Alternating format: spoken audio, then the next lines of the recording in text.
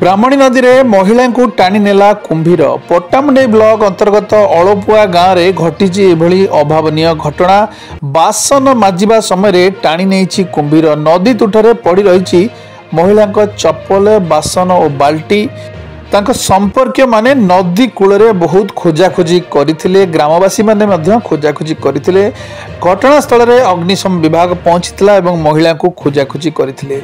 तेबे कौनसी सुरांग तांको मिल नथिला। प्रकाश जे पट्टामुंडई थाना अड़पुआ पंचायत अड़पुआ ढिया ग्रामर मंजुलता भंज अपराह्न खाई सारी ब्राह्मणी नदी को बासन माजिबा को जाइथिले। तेबे बहु समय धरी से घर को न फेरिबारु परिवार लोक माने व्यस्त ही नदी कूल को खोजिया पे जाइथिले। नदी कूल रे तांकर जोता थिबा परिवार लोके और ग्रामवासी देखिବାକୁ पाइले।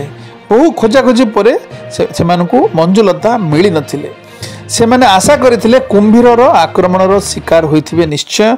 तेणु सेमाने स्थानीय लोक माने एक संपर्क रे स्थानीय प्रशासन और पुलिस को खबर देइथिले।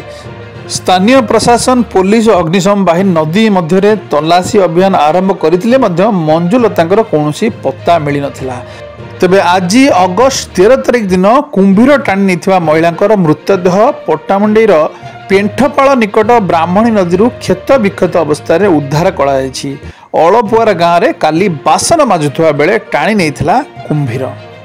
गत वर्ष पट्टामुंडई धोया अंचल में पेंठपाଳ पंचायत अमूल्य दास, तरलीपाଳ, घागराडिया, गंगाधर तराई, निमपुर शासन ग्रामर आचार्यंकर कुंभीर आक्रमण में मृत्यु होइथिला। पट्टामुंडी धोया अंचल में बारंबार कुंभीर आक्रमण घटना घटुले मध्य सरकार और वन विभाग कौनसी पदक्षेप ग्रहण न करिवार स्थानीय अंचलवासी व्यथित करथिले। कुंभीर आक्रमण रक्षा पाइबा व्यापक पदक्षेप जनसेचना जरूरीता आवश्यकता रही।